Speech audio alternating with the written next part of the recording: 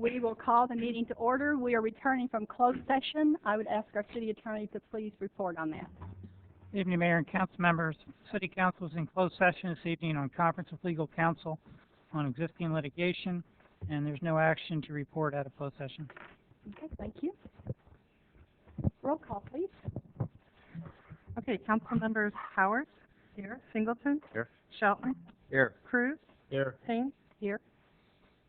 I would invite you to join me in a moment of silent prayer, and that will be followed by the flag salute by PAC 84, Den 7.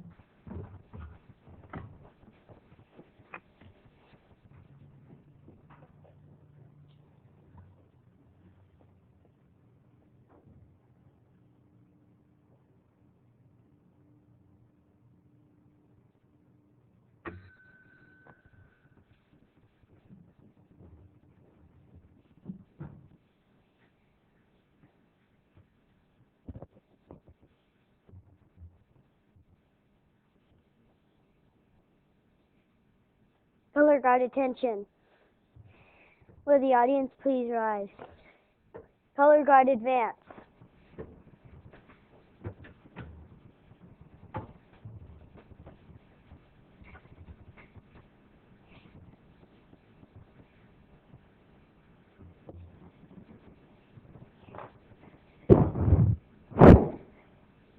Scout salute. Those not in uniform, please place your right hand over your heart. Color guard post colors.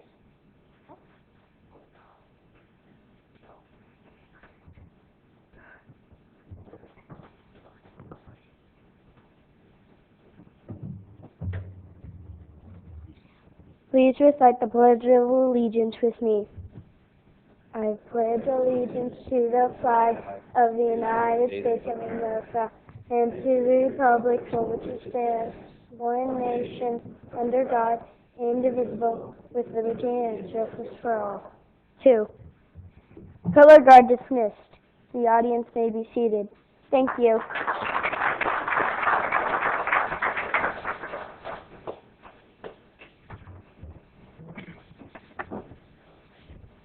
Thank you, Den 7 of PAC 84. Now if we could have the video statement. This meeting of the Galt City Council is being videotaped in its entirety and will be cablecast without interruption on Metro Cable 14, the Government Affairs channel on the Comcast and SureWest cable systems. Tonight's meeting can be seen on Channel 14 and will also be webcast at www.saxmetrocable.tv this Friday and Saturday mornings at 9 a.m.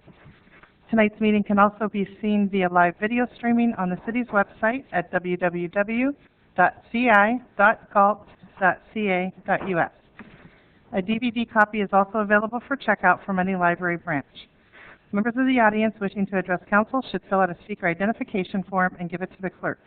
Please speak into the microphone when addressing council and state your name for the record. If everybody could please silence your cell phones.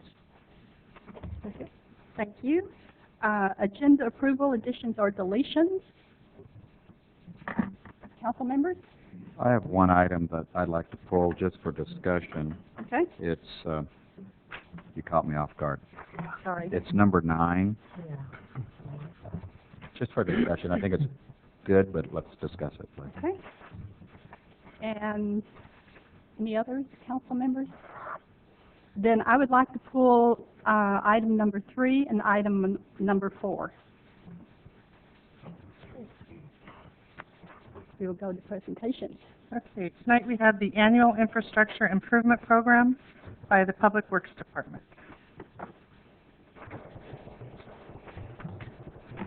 Good evening. I'd like to introduce 50% of our engineering staff. Trung Trin, who's been here all of 5 years.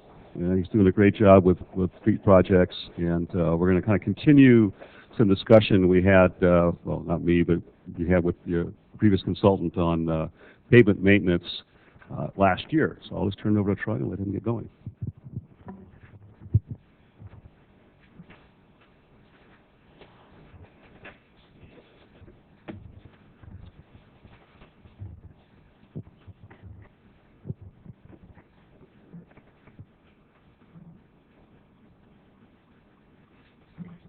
Am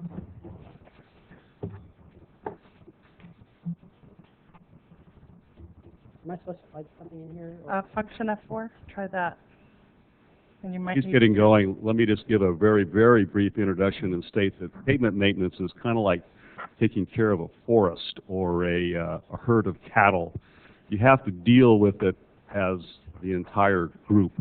You're not at this level when you're talking about overall managing a program. When you get down to actually doing a specific project or taking care of that cow that fell in the ditch, you're dealing with an individual project.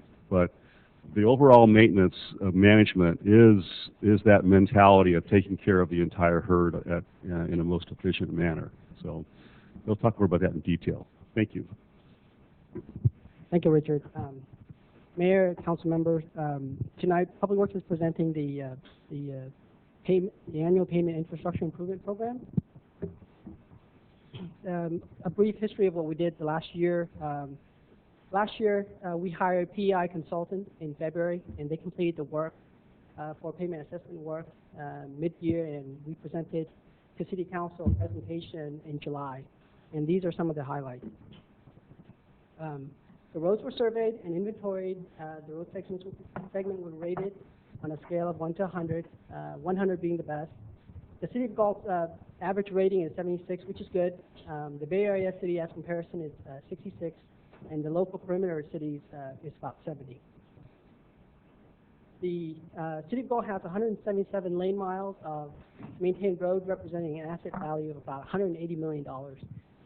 As a comparison, the wastewater treatment plant, the land, the buildings, and the facility, the tertiary facility, that asset value is about $40 to $50 million. So our road maintenance asset management is very large.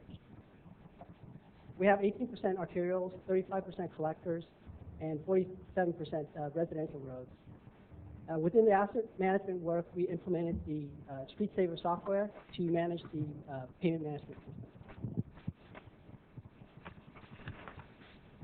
So essentially, the software that we're using, what it does is it generates data, it analyzes data, and it generates a list of proposed roads for improvements, and proposed roads and the associated improvements.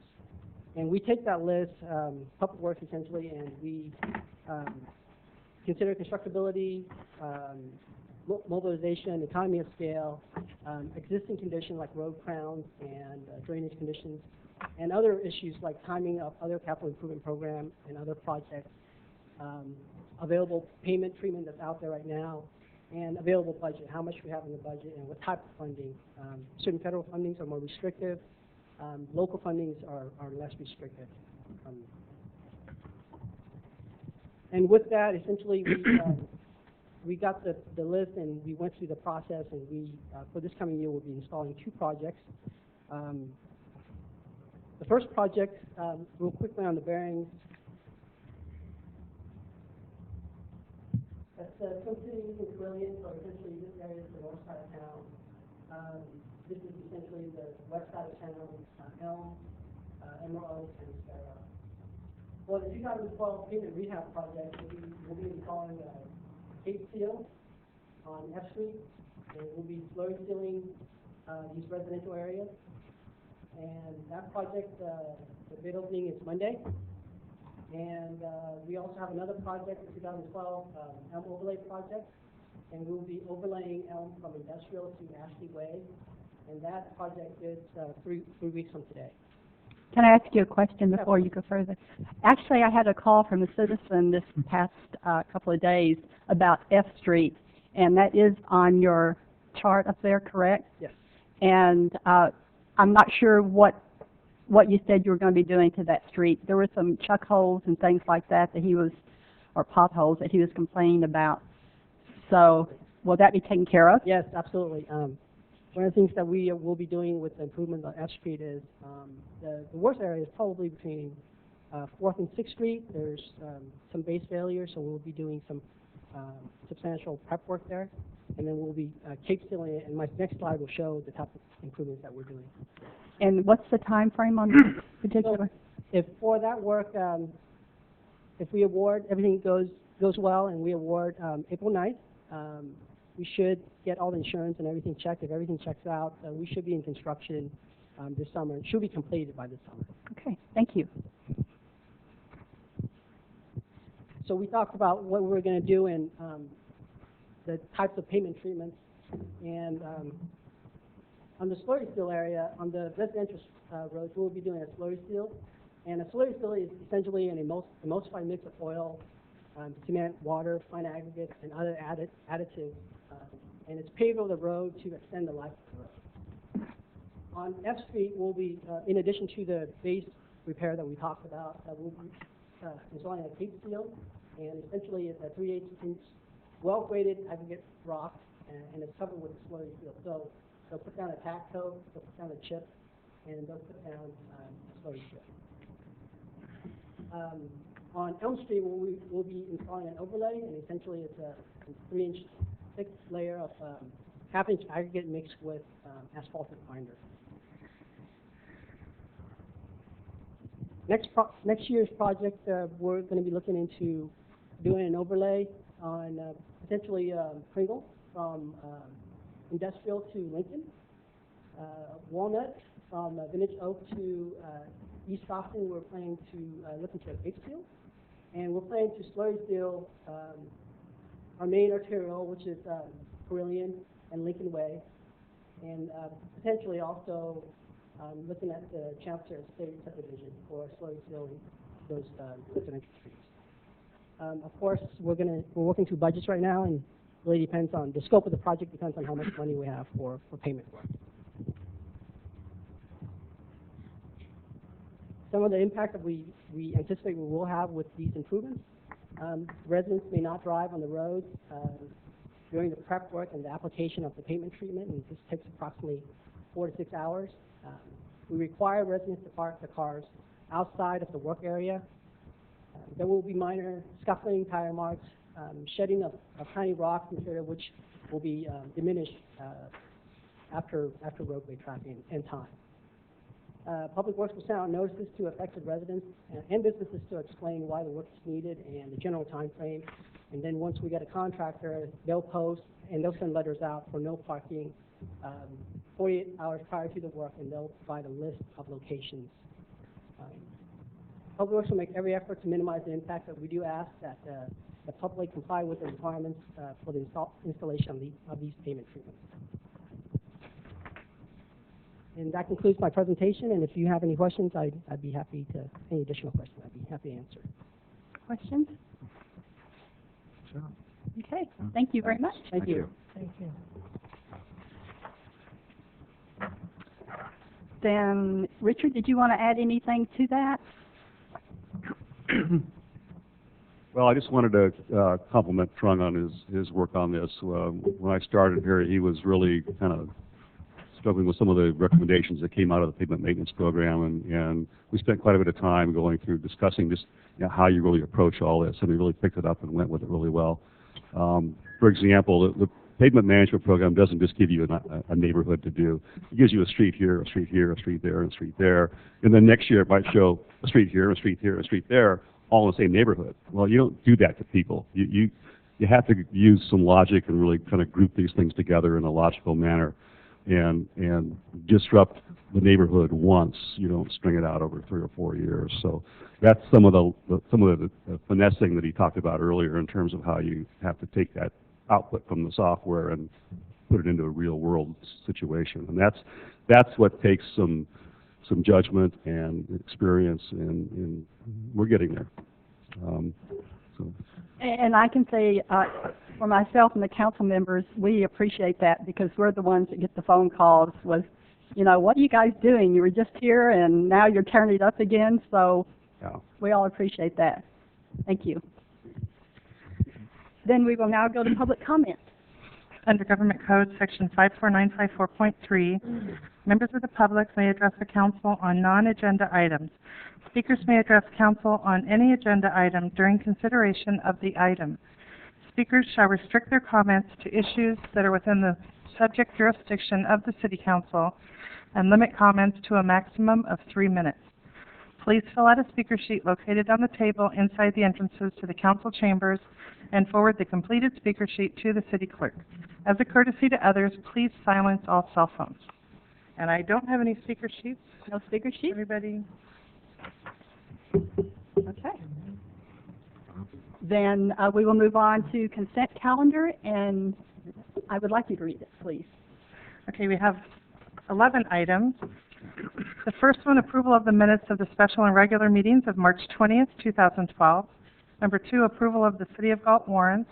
Number 3, which was pulled and will be discussed, authorize the city manager to execute contract amendment number 7 to the agreement with Omni Means for Twin Cities Road Interim Improvement Project Study Report, project report and plans, specifications and estimates in the amount of $74,936, and approve project contingency of $30,000. Number 4, which was pulled and will also be discussed, approval of proposed salary range for the senior building inspector position. Number 5, agreement to grant easement with Sacramento Municipal Utility District for the Golden Heights Water Treatment Plant Expansion Phase 3 project. Number 6, destruction of records. Number 7, calling for a general municipal election and requesting the Board of Supervisors of Sacramento County to consolidate the general municipal election with the statewide general election to be held on November 6, 2012, pursuant to Section 10403 of the Election Codes. Number 8, termination of owner participation agreement with KMS. Number 9, which was pulled and will be discussed, budget transfer from Parks Capital Equipment to Parks Maintenance Supplies and Materials for the Love Galt event. Number 10, appropriation of Northern California Cities Self-Insurance Fund grant funds for services needed to complete Americans with Disabilities Act self-evaluation and transition plan. And number 11, Sacramento Abandoned Vehicle Abatement Plan Agreement. Thank you. Councilman Shelton, I would let you go first. Sure. First of all, I believe this is a great program, and I'm supporting the event. What I'd ask for the staff just to share that report with the public. Ask Aiden, who's Oh, coordinating oh, the event, to okay. give a brief report to the City Council. Madam Mayor, members of council, Jason was approached by some local church groups, and he passed this on to me, and we had a meeting a few weeks ago. Local church groups have started in Modesto. Their first event was 2009. They had 1,200 participants, and it's extended through, to other cities throughout the valley. This will be Galt's first year. I had a meeting with Gathering Place and the Mormon Church, and we came up with a project list of 14 projects. And I was really surprised that they thought that they could accomplish all 14 projects. So I think the Mormon Church believes they'll have 200 people minimum, and Rick said 400 people. Great. So Good. we just need to be able to purchase the materials and manage the program. So that's the request before you tonight, is to transfer some funds to be able to purchase materials in advance of the event. In-house staff will do the prep work, and we're having a meeting tomorrow night here. Any of you are welcome to come, 7 o'clock. We're going to address each project, appoint a project manager, and get the project moving forward. Okay. Good. Thank you. Sound good? Yes, I'm ready to make a motion unless there's something else. No, I think we're ready for you to. Okay. I'll make the motion that we approve as submitted, and thank you very much for sharing that. We have a first and a second. Roll call vote, please. Do you want to read the recommended action on this, just to be clear? Okay, this is Number 9. Number 9. The recommended action, approve the transfer of $18,000 from Parks Capital Equipment to Parks Maintenance Supplies and Materials for the Love Galt event. Okay. Vice Mayor Powers? Aye. Councilmember Singleton? Aye. Councilmember Shelton? Aye. Councilmember Cruz? Mayor Payne? Aye. Motion is passed unanimously. Now we will go back to item number 3. which I pulled. And the reason I pulled it is because the first 6 amendments we have added up to $74,000, and then with this amendment, it's going to actually double that. So I thought it would be worth having some discussion, but there was also some mention of some savings that we're going to have, but there was no real number put to that, so those are kind of the things I'd like to clarify. Thank you, Madam Mayor. Part of the reason this is seems like a large amount is that we've actually lumped together 4 items into one, and they're only partially related to each other. One has to do with the right-of-way acquisition work. That is an area where you really just don't know what it's going to take when you start negotiating with property owners over things. And so that, they basically, in their initial work, make an estimate as their time. And unfortunately, it's been going over because of issues we've had. So that's about $20,000 of this amount. The other 2 items have to do with the center islands and the artwork that we brought to you a few months ago. We, again, at the beginning of the project, didn't know what we were going to do there.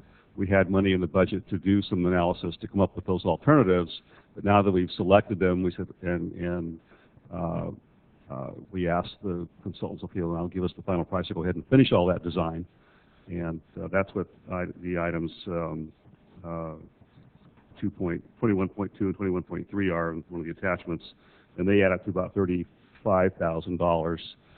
Included in that is some significant work in terms of coordination with Caltrans. Because again, this is going to be out in the middle of the Caltrans highway, and they have a very elaborate process to go through to get this approved. And down to the different processes, whether you're talking about a monument versus artwork. And since we have kind of both, we're going to have to go through both of their processes. So that's what that's about. The last item is the mainline improvements, where the potential cost savings is, and there's, again, this relates back to the fact that Caltrans was involved in doing a project on the main line.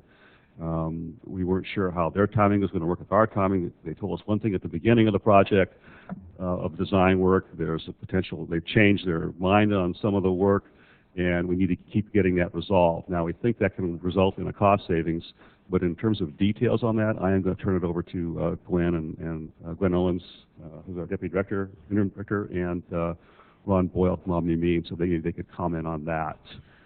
Great. Gwen Owens, Public Works.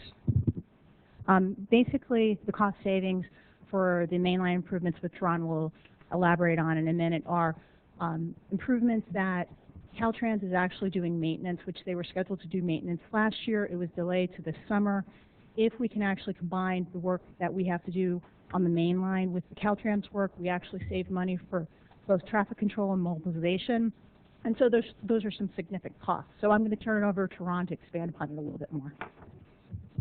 Ron Boyle with Omni-Means, the project manager. Maybe to go back even a little further, the reason that Caltrans didn't finish their work is because when they excavated under the Twin Cities interchange, they found a lot of unsuitable material, and it caused them some consternation in finishing their project.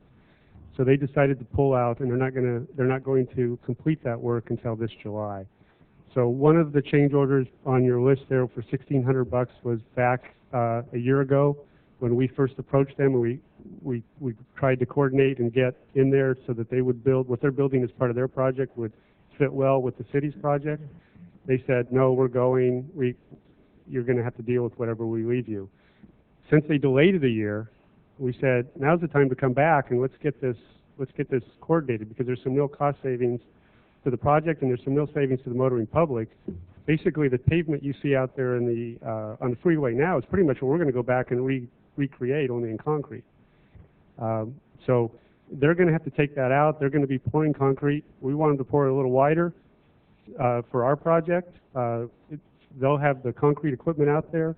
If we can have them do it, our project won't have to have that equipment out there. We won't have to be out on the main line. We won't have to deal with the unsuitable material, which is always a risk on a project. Is this on 99 or This 20? is on 99, and this is to allow the new southbound on-ramp from West Stockton Boulevard. So there's some savings that we can sort of quantify based on quantities, but then there's risk to the project, there's risk to the traveling public that we can't quantify, but I think we can say with some certainty that we're going to be avoiding that risk. If we can get them to do it as part of their project, we can clean up that portion. You know, we just take it out of the project for the city's project. And what we need to do is they've asked us to modify their plans to show them what we want them to do. So that's what our change order is for, is to make those revisions to their plans. They've already taken it to their contractor. They've already taken it to Caltrans management. There's support. They need the plans to come up with the costs, and then they will be coming back to the city with another agreement to pay costs up front to get that work done, because their work's going in July, this July. The city's project's going to go the following spring at this point. So there is that portion that's going to happen to get those savings. But what would then happen is, as part of the city's project, is we would just build the ramp door coming onto the freeway. We'd stay on the outside of the freeway. We wouldn't be shifting traffic on the freeway. We wouldn't be out into the median.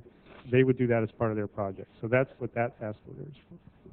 Do you have any idea how much dollar amount? Well, on a quantity basis and a mobilization traffic control basis, it's $150,000 to $200,000. But you know, it's one of those things you'll never know, because unless you were to do both projects separately and compare them, you'll never really know, because a lot of these issues are kind of intangible. They're the risk. There's the cost of them including it into their project when they're doing a lot of concrete and we're doing a little bit of concrete, so the unit values change and stuff like that. But just on using their unit values, using their quantities, it's $150,000 to $200,000.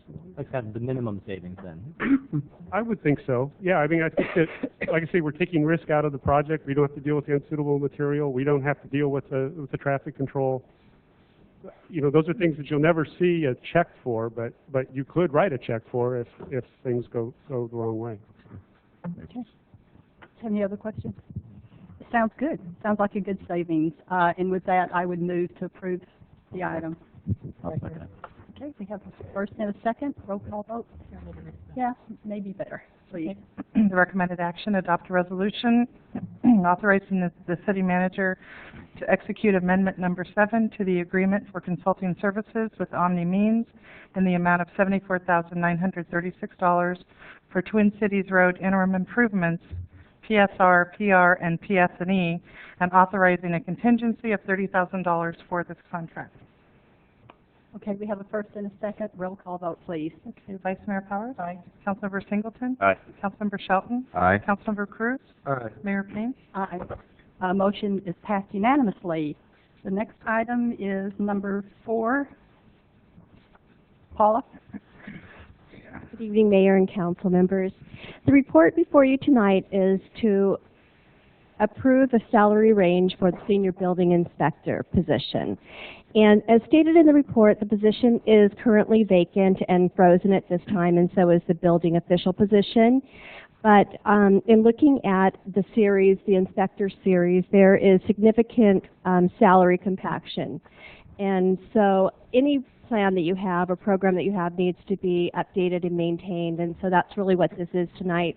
It's just kind of like a little maintenance to the plan, because in looking at this position, the senior building inspector position is very close in salary to the actual building inspector position, and it's very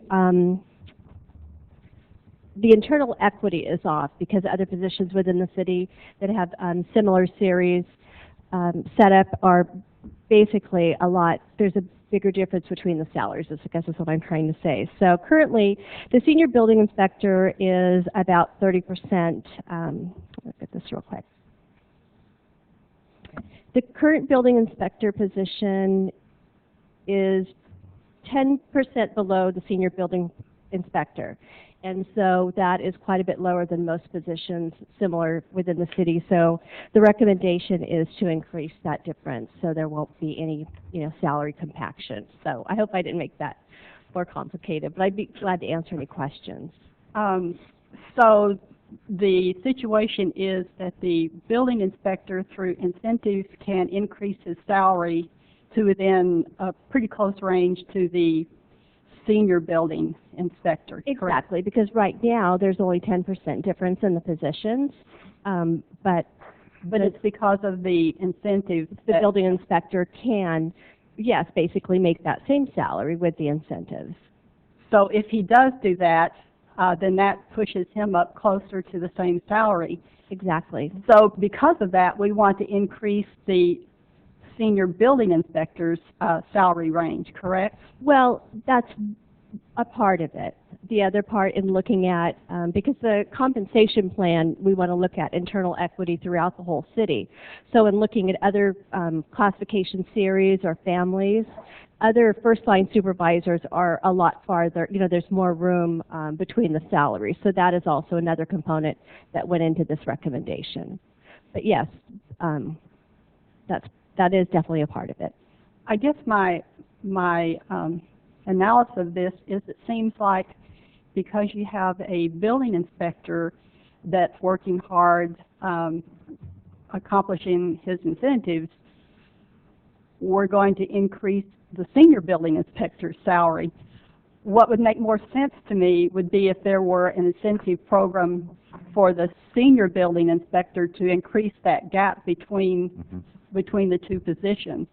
Do we have any kind of a program for the senior building inspector? No, we don't. Ideally, our compensation plan should be just to pay for the position and what is, equitable throughout the city, through, salary comparisons and things like that. And when I talk about internal equity, that means the ability to promote. So even with the incentives, if that were out of the equation, these two positions are still too close. Because the other positions that I mentioned in the report, such as the street series and the water and wastewater, those GPSU positions also have incentives, but it doesn't cause the compaction. That's not the problem. The issue is that those two salary ranges are too close together. It's a part of it, but it's not the whole problem or the whole issue. I would like to see something come back in the future where, if this situation exists, that the position, in this case it's senior building inspector's salary range increases because of either his responsibility increases or he's accomplished incentives, or the city has a lot of money that they can put back into the salaries, rather than what appears to be we're increasing the salary range on this position because of the position below. But I understand what you're trying to say. You're trying to make it more equitable, so the building inspector doesn't end up making more money than the senior building inspector. But that doesn't seem to me like a good reason to increase the senior building inspector's salary. I'd rather see some kind of incentive for him to be moving up the pay scale like the building inspector. Well, another way to look at it too is career advancement for city, for the city employees, because when you look at the senior position, there is a lot more responsibility, but they're basically going to be paid the same. So why would a building inspector want to go to the next level, making the same salary, no longer having overtime available to them, so it cuts their salary, but having the responsibility of the higher level position. So I think that's kind of, it gives the, in some ways it is an incentive. It gives them the motivation to move to the next position. I understand what you're saying. Question, Mayor. Help me out. Which position is vacant? The senior building. The senior building inspector. Okay, we're talking about a hypothetical employee, a widget. I'm wondering why we're talking about increasing salaries or anything for positions not there. Wait until we get to the point where we can fill that position and we come back and reevaluate it. That's the way I look at it. I mean, why am I proposing anything for salary, for benefits, and the position may come forward maybe in the next budget, maybe in 3 or 4 months? I mean, I don't know. Is it another year? One of the things a lot of times we try to do is when we do have vacant positions, that's the time to take a look at those positions and see if it makes sense. So when we fill them, and they're filled at the right level, it's always harder to make adjustments after the position's already filled. So when it's vacant, it's a good time to make those adjustments, to make sure you put them in the right order, and that way when they're filled, it just happens. And Councilmember Sheldon's right, is that what we're doing, what the council has in front of it tonight, doesn't have anything to do with any one individual, because the position is vacant. It's really dealing with that position and what makes sense as far as internal equity, internal structure relating to our salary and benefit program and system. And it doesn't make a whole lot of sense to have a supervisor position that makes less money than the person underneath him. And so what you need to do is, one of the issues we've seen through various things recently, we've done surveys for our employees. One of the issues that our employees have had is they haven't felt like there's been a lot of advancement opportunities in the city. And so one of the things that this helps to address is to address the lack of advancement opportunities. We wouldn't, the building inspector, there's no reason for that person to advance. Like Paula said, you're taking away opportunities, and so this is meant to address that now while the position is vacant, so we can give some opportunities in the future. Does the senior building inspector have opportunities for advancement equal to? There's a building official position that's also vacant above that. So, yes. And I guess my final question would be, I did not see the gap so much just by looking at the salary charts. It was more of the incentive program that brings it up. I guess I would just like to see something offered for the senior building inspector also, because if you're in that kind of a supervisory position, I think you need to go to training sessions and management sessions just as much as anybody else would, maybe more, because you're going to be supervising. So I think they should have that opportunity, and also the opportunity to increase their salary at the same time. With a certification, some type of program? Yeah. And I was wondering, now, to be a senior building inspector, do you have to have all the certifications that the building inspector is getting? Is that a requirement for that position? You need, it increases as a level of responsibility increases, and I don't have those job descriptions with me. It's not a requirement to have all those certifications to become a senior building inspector? All of the certifications, or no, none of the positions require all the certifications, but I don't know off the top of my head what ones they are, but typically they increase as the levels increase. So you need more experience, more education, more certifications. I guess my complaint is the system just doesn't make a lot of sense to me. Well, let me just say one more comment about compensation. And this is my opinion, and I think that what the city's goal should be is to pay positions what the value is, what's fair within the city, and then when it comes time, sometime down the road, what is a competitive salary, and stick to that. Because when we have the incentive programs, they sound really good, but when you get down into really working through them, sometimes they can be problematic and not fair throughout the city. So just my 2 cents on compensation. I think if we have a solid compensation program, we pay fairly and we pay equitably, then we can soundly support that. When we start getting to the incentives and things like that, it gets a little more. Yeah, and I'm not saying that a senior building inspector shouldn't get the higher salary. I'm just saying it should be because he earned it, not because somebody else pushed him up too close to his salary. So I'm going to move us on unless somebody else has any comments. Well, I have a comment. I disagree. It's okay. I think that being a manager takes a lot more, and it also doesn't just involve certificates, it involves people. And I think personally that having everything in place beforehand is better than trying to come back and figure it out afterhand. So I'm going to respectfully disagree. Okay. Just one more comment about that, because really what our classification and compensation plan, they're not tied to any individual. Yeah. Right. Not because we like this person or that person. It's what is fair and consistent throughout the city. So I think it's better to do it independent of any other Well, changes. and I get that, it's not about the individual. I'm just saying the process doesn't make a lot of sense to me. What we have in place does not make a lot of sense to me. Mhm. Did you want to say something? If I may. Please do. Do we anticipate this opening up anytime soon? This senior building inspection? That would be part of the budget discussions, which we're in right now with all the departments. So we'll be bringing the budget forward to the council in May, and I can't say yet. We're still in the process of evaluating that, but Then I don't anticipate adding the need for an additional building inspector position as part of the budget. But there may be other things that we take a look at as well. So that would be part of the upcoming budget process. Then my other comment would be, I tend to agree with the mayor and Councilmember Shelton. I understand this is a maintenance item, but when we unfreeze this position would be a time to evaluate and look at the position. I just don't see us giving approval on something that is still frozen at this time. That's just my opinion. Thank you. Any other opinions or comments?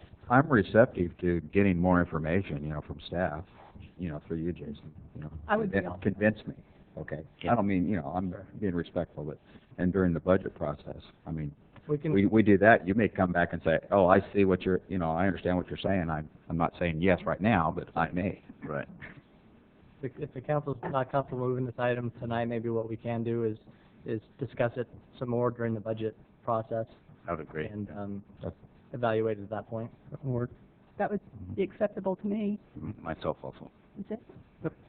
Unless you want to make a motion? No, I'm good. Okay. Okay. So then we will table this and bring it back. Thank you so much, Paula. Thanks. Thanks, Paula. Okay, now we have the remainder of the consent calendar to approve. Motion to approve? Second. We have a first and second. Roll call vote, please. Vice Mayor Powers? Aye. Councilmember Singleton? Aye. Councilmember Shelton? Aye. Councilmember Cruz? Aye. Mayor Payne? Aye. Remainder of the consent calendar has been approved unanimously. Next item, please. Next item, we go to the City Council office and approval of using discretionary funds. Okay, that's me. That's me again. We have Galt High School that wants to participate in our May is Bicycle Month, and their engineering department is looking at doing a project that I think will be very interesting and bring some attention to the celebration. They are planning to put together a smoothie machine, make smoothies, that is run off of bicycle power, and it's going to be on display at our bike rodeo on May 12th. And of course, the school budget is just as tight as anybody else's, and so I'm willing to use my discretionary money to fund this very interesting bicycle project. So I'm asking for the council to approve $150 for that project of my discretionary money. And what else? I can't do that tonight. I can? Oh, she's spending my money for me. In addition to that, I have an intern, and earlier we approved money for me to spend my discretionary money on her, a minimum wage salary. But we've used that up, so I need to ask for the council to approve another $120 to go into that fund out of my discretionary money. And that's it. Do we need a motion? I would make a motion to that effect. Okay. Okay, we have a first and a second. Roll call vote, please. Vice Mayor Powers? Aye. Councilmember Singleton? Aye. Councilmember Shelton? Aye. Councilmember Cruz? Aye. Mayor Payne? Aye. Thank you. Motion passed unanimously. Next item. Next item, City Manager's Office, Entertainment Complex Market Feasibility Report. You're up. All right, good evening, Madam Mayor, members of the City Council. My pleasure to present this report to you this evening. As you're aware, the city has been working over the past several years to revitalize the city's old town. We've made significant progress to create a true destination and center for our community with the revitalization, restoration of several historic structures, the addition of Galt Place, as well as other projects in our old town. We've seen quite a bit of activity and progress over the last several years, which I think the community is very proud of. One of the other projects we have coming up in the next year is our Central Galt Corridor project, which will improve the Union Pacific Railroad property along 4th Street, add streetscape improvements along 4th Street, as well as some parking on 4th Street, parking on the railroad property, and some aesthetic visual enhancements along C Street, some landscaping, new light poles, banners, street crossings, other things to visually enhance and modify that whole corridor from our new Central Galt interchange project all the way down through our old town, creating that destination that the community is looking for. The city has long envisioned, as part of this restoration effort, the incorporating an anchor project. A cinema project has long been discussed in order to solidify this as the heart of our community and make this a true destination and provide that anchor that's needed for the continued vitality and success of that area. Back in early 2011, the city issued redevelopment bonds to provide funding for the Central Galt Corridor project, as well as funding for the entertainment complex that was envisioned. Back earlier in 2011 as well, the City Council, as part of its strategic planning process, approved a goal, which was to present to the City Council for action a conceptual development agreement for an entertainment complex in Old Town. So we've been discussing this for quite a while. Over the last year or two, has been this vision of the City Council and the community to continue that revitalization efforts with the entertainment complex as one of the core pieces of that effort.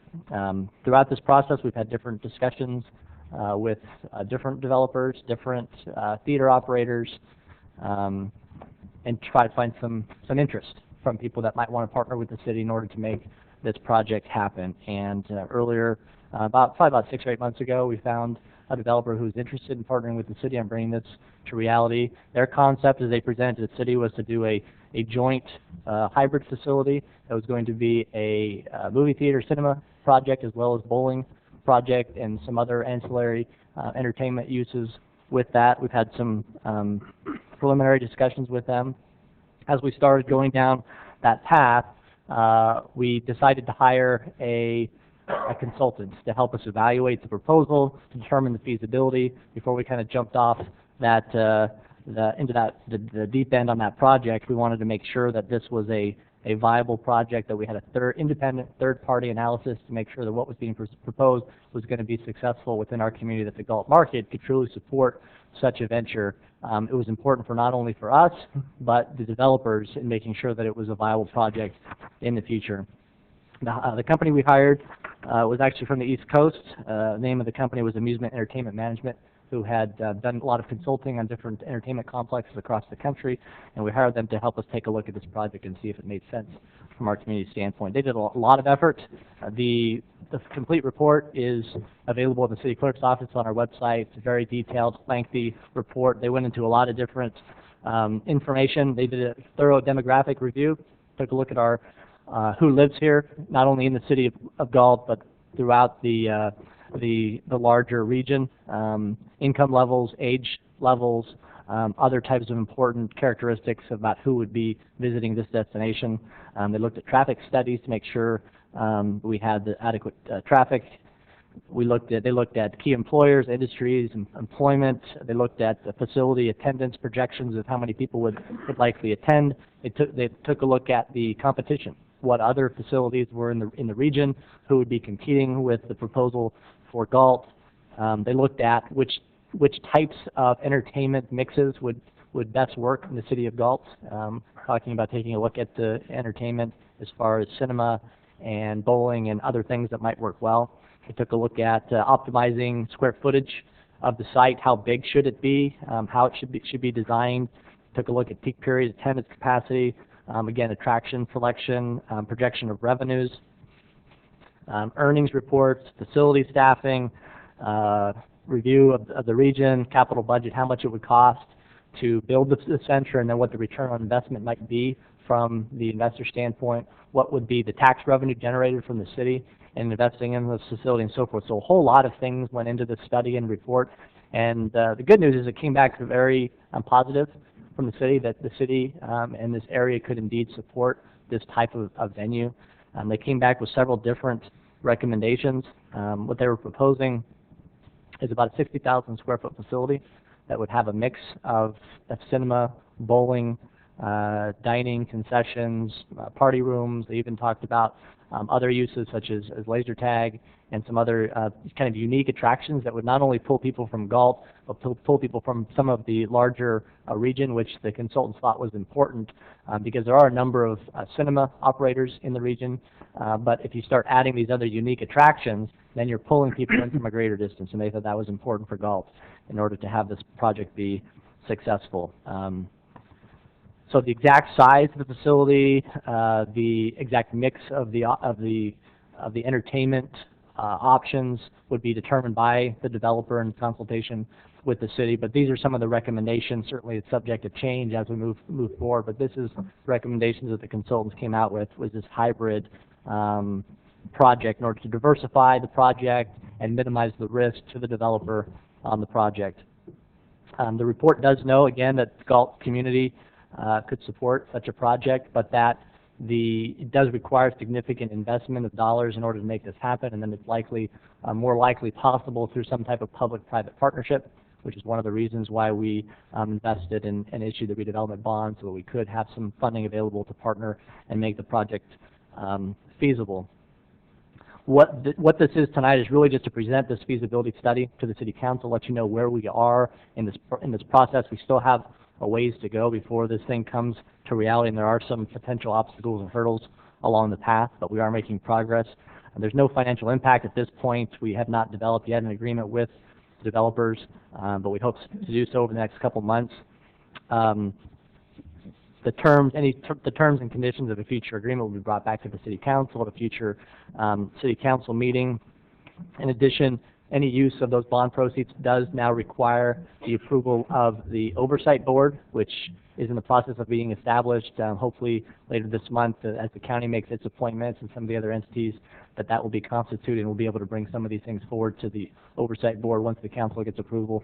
But it will not only require City Council approval, that will require Oversight Board approval and also State Department of Finance approval, because as we know, the state, when they did away with redevelopment agencies, they set up a whole hierarchy of approval processes in order to proceed with some of the remaining redevelopment projects that were in the queue when they decided to let this go, and this was one of those projects. So there's still legislation out there swirling that's trying to change some of the rules, and so we're trying to keep up on what's happening with that, but that's still a risk out there as far as what the state will or will not allow us to do with those bond proceeds.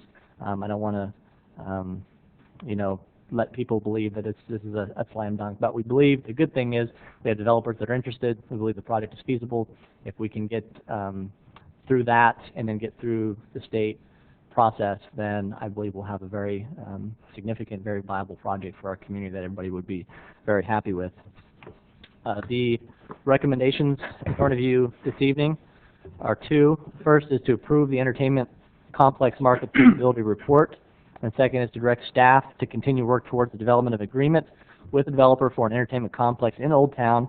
And one of the other recommendations is to appoint 2 council members to provide direction and input to staff during this process. We think that's important, that we can keep communications not only with the entire council, but have a couple council members really working closely with staff to provide back and forth input on where we're heading, to make sure we're getting the type of agreement, type of project that the council is ultimately going to support and what the community really wants to see. So those are the recommendations. Happy to answer any questions that you might have. Questions from anybody?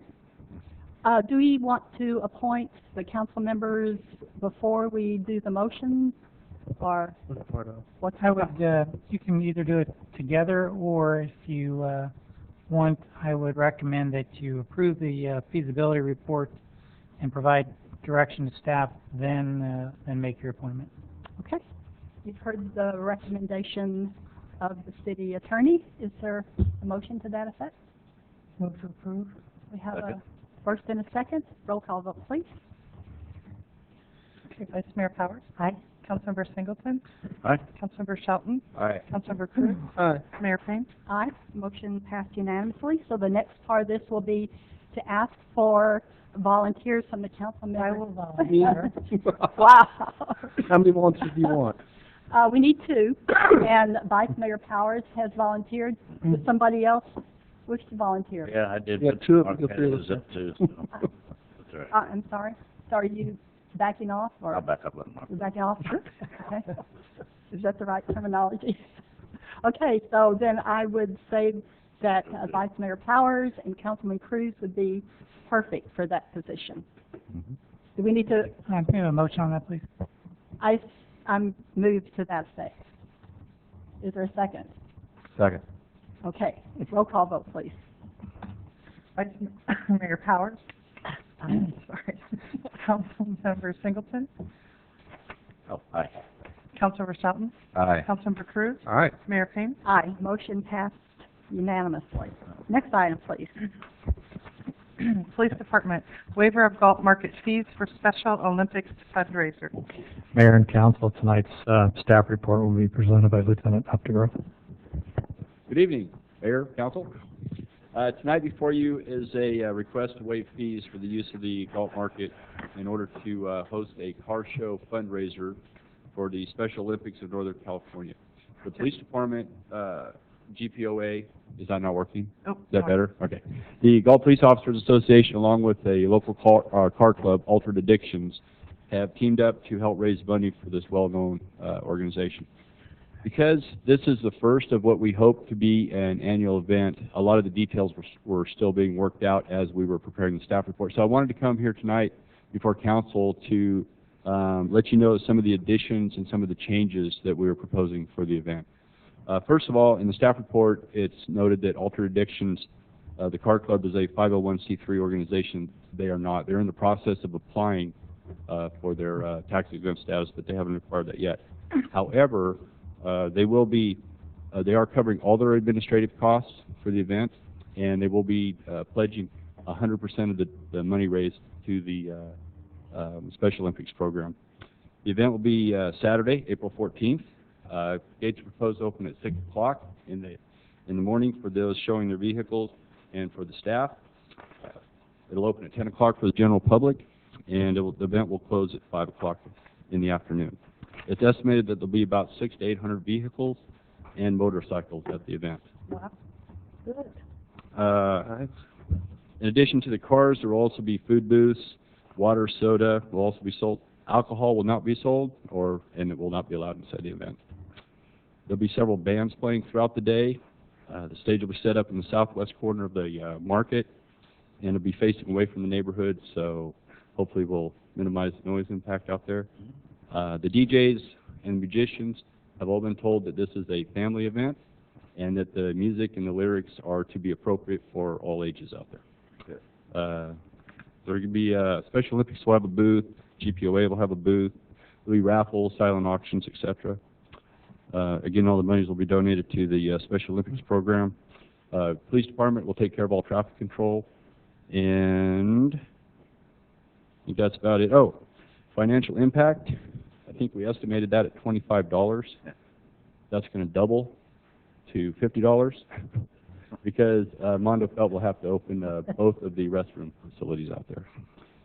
So I think if there's any other question, I'll be happy to answer them. But also tonight in the audience is Krista Trincara with the Special Olympics program, along with Carissa Crater. And I think Krista would like to just say a few words to the council if she could. And also, if you have any questions, Norm Premier, the president of the Altered Addictions Car Club, and his vice president, Kevin Gorson, are also here. Sure, come on up to the podium, please.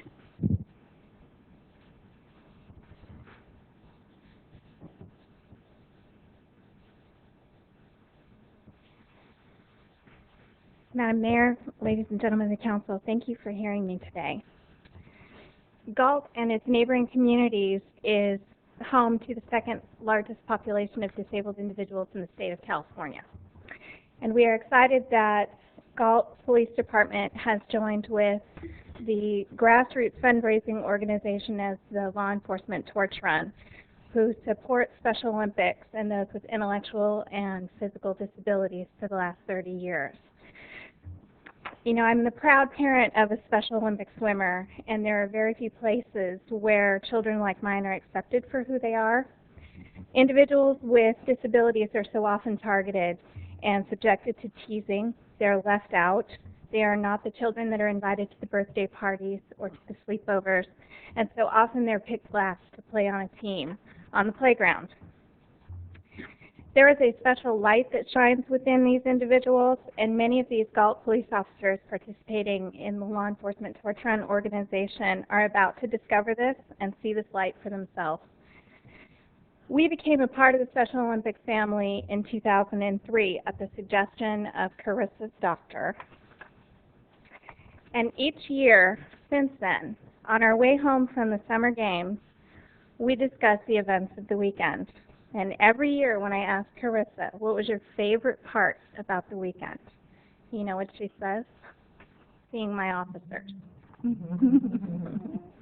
The money that is raised by the Law Enforcement Torch Run provides opportunity to those who normally wouldn't be included in sports programs that meet their unique needs. And equally important is the love and support that comes from these officers. I have seen firsthand the smile on Carissa's face as she's swimming the final lap of a difficult heat, swimming toward a group of officers at the end of the pool cheering for her. And that is a smile like no other. And the true joy in the hugs and high fives as the officers present her with the medal to mark her achievement. She's wearing one of those gold medals today. I encourage you to show your support for the Galt Police Department as they embark on the journey in becoming the guardians of the flame of hope and making a difference in the lives of those with special needs. Thank you so very much for embracing our athletes and those with developmental and physical disabilities. Thank you for coming. Do you have any questions, council members, or comments for this young lady? No? No? Okay. Thank you. Thank you so much.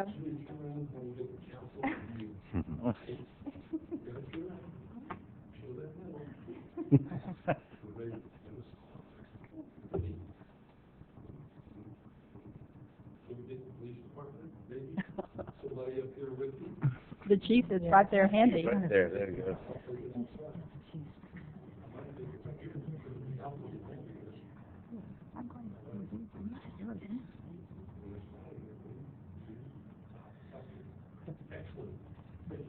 Okay, thank you.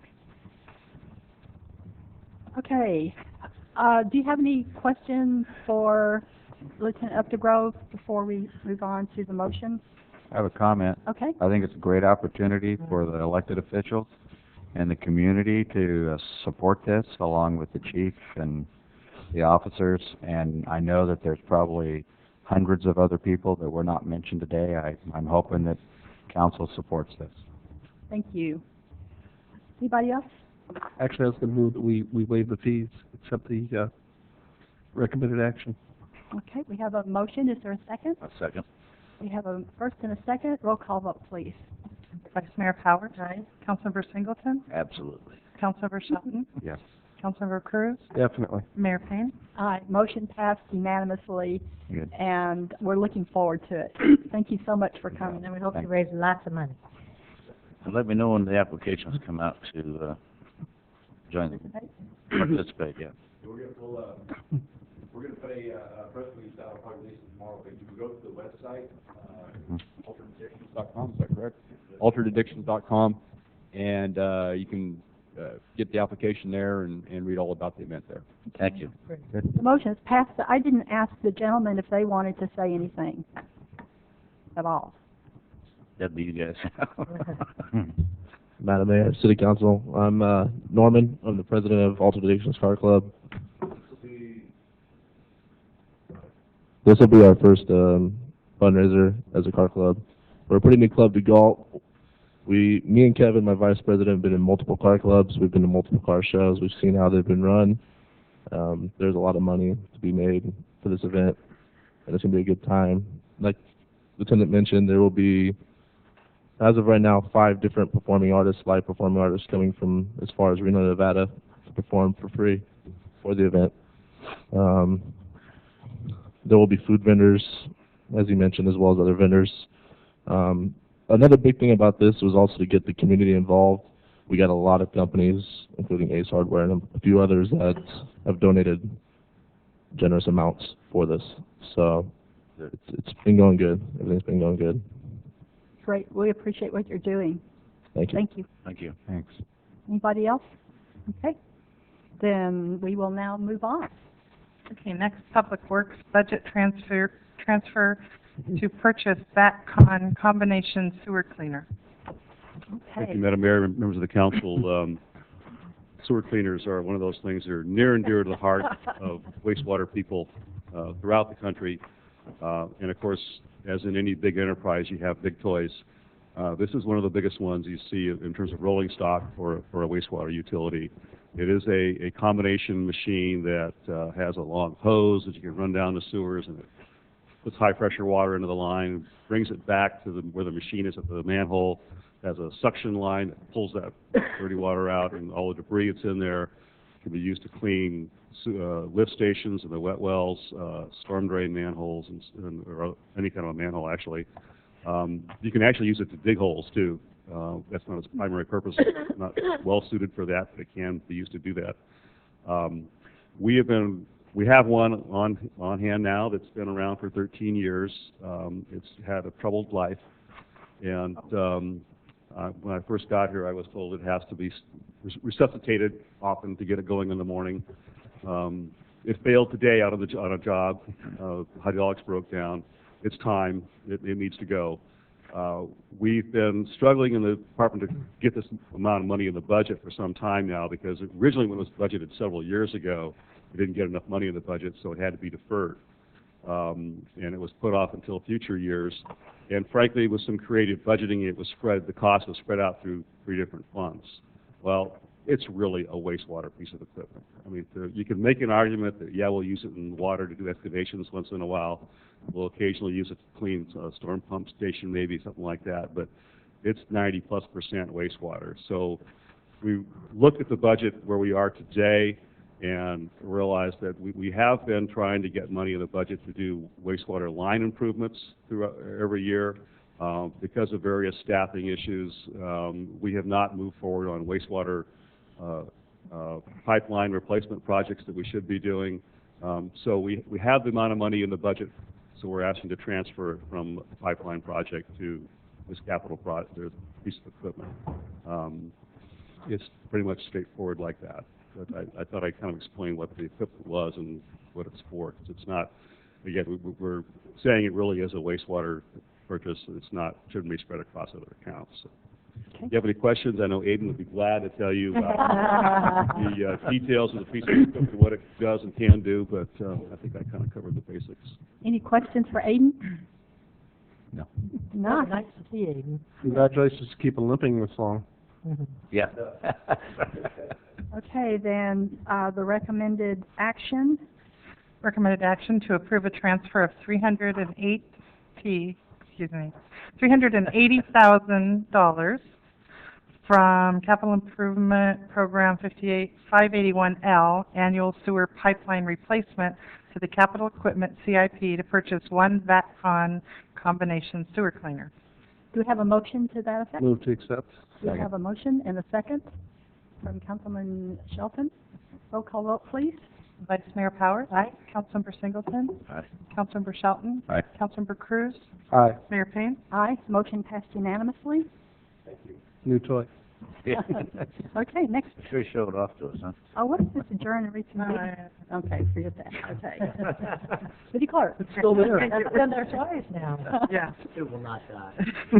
You're trying to confuse me. I know, I just sent myself an email about that. Next on the agenda are some committee appointments, just a couple appointments tonight. First, we have the Measure R Committee. We had 2 terms come up as of April 1st, and you have 2 letters in front of you. One is an incumbent, one is a new letter of interest. And so at this time, I would ask council to hopefully appoint 2 members to the committee or give staff further direction. Question. And that's an entire council member appointment. the entire body. Right, okay. Okay, so for Measure R, we're doing them separately, right? Or did you want to include beautification? Well, we can, beautification is actually councilor specific. Okay. And who is that? Well, actually, there's 3 vacancies on the committee, and the reason I brought it forward is we do have 1 letter of interest. So this will get the committee back up and running, get them back out in the community, so they can start having meetings again. Right now, we need either council members Cruz, Shelton, or Payne are due to make appointments. But we do only have 1 letter of interest. Okay. So I'm just trying to get the committee back.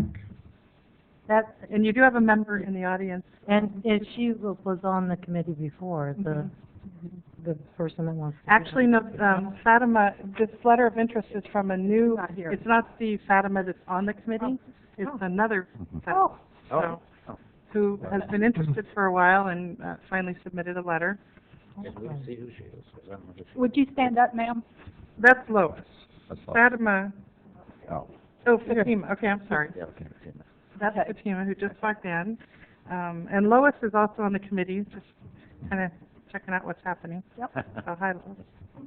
So Councilman Shelton, would you like to? I just wanted to know which one we were gonna take first. We started with Measure R, we went into beautification. I don't care, just, Well, let's do beautification because that's an individual appointment, and then we'll do Measure R.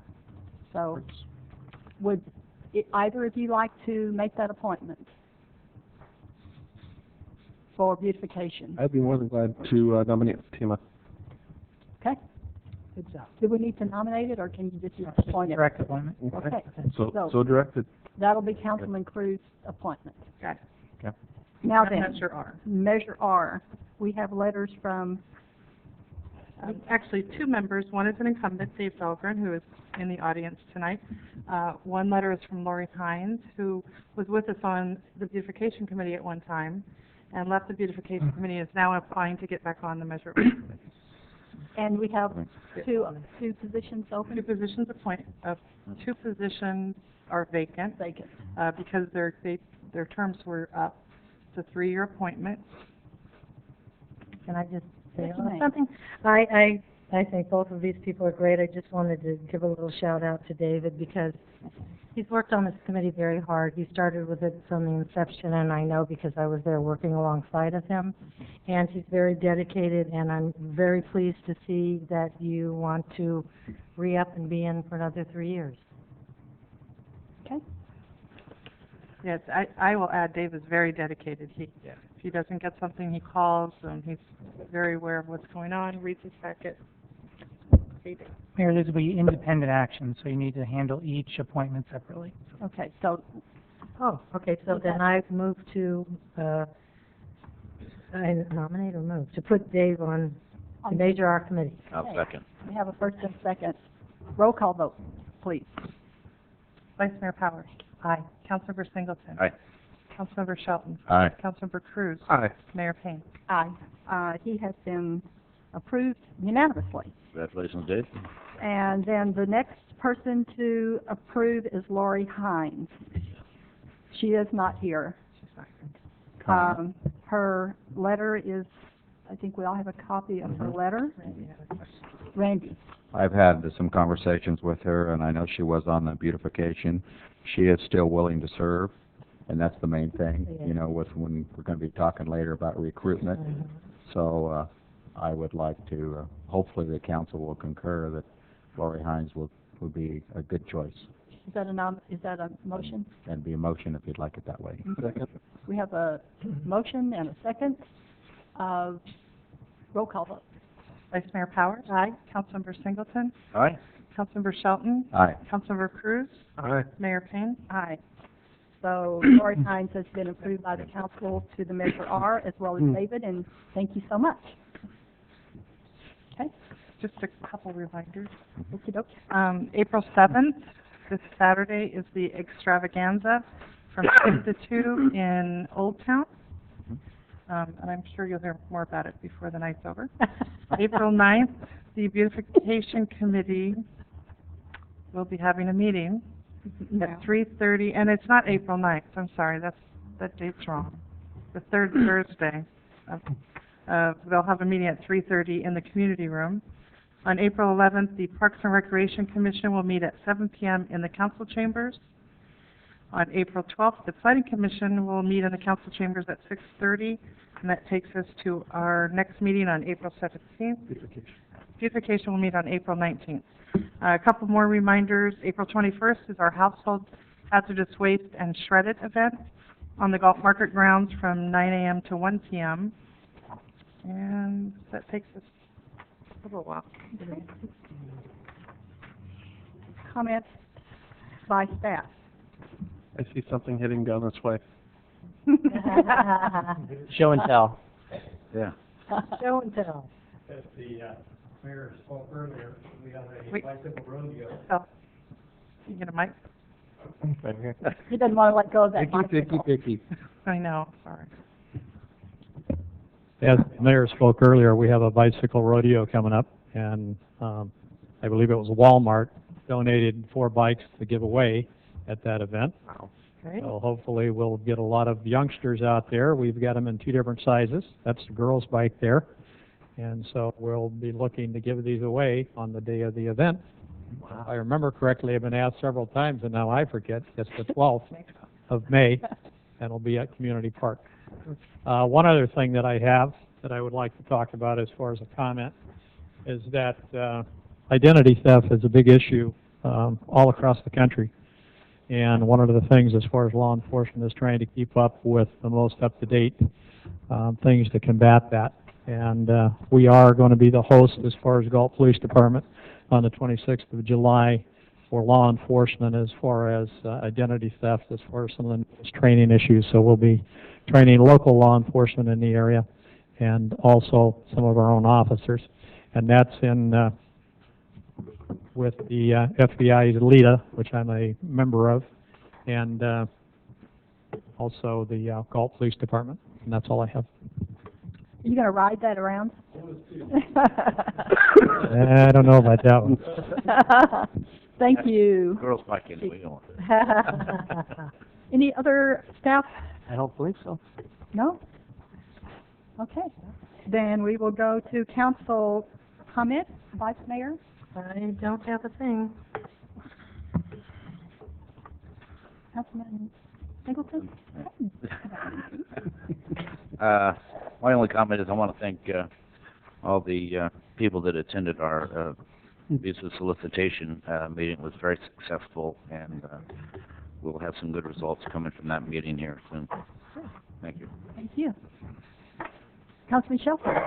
Happy Easter to everyone. Oh, yeah. Week in advance. That's nice. Hope everyone enjoys the weather. That's all I have. Thank you. Councilman Cruz? Just to repeat what I said before, the extravaganza is coming up this Saturday. If you're interested, there's also a pancake breakfast, I understand, that the Grange is putting on from 8 o'clock till, I believe it's 9. Sounds right. So come on out, have fun. You've got little ones, definitely bring them. Yeah. And I understand that a rabbit and a chicken's going to be visiting the elementary school. 2 rabbits and 2 chickens? Supposed to be two rabbits. I don't know about 2 chickens. Okay. The elementary school to encourage all the kids to come out and hunt for Easter eggs and have just a great old time. Anything else you wanted to talk about? That's all I've got. I would just mention that I attended the Sacramento Metropolitan Air Quality Management District meeting this past week, and they had a report where we spent $9.5 million in incentives to help keep the air clean. And it was incentives. It wasn't fines, so that's a good thing. And I think we've covered everything. Then, if there's no other business, I will adjourn this meeting at 8:20.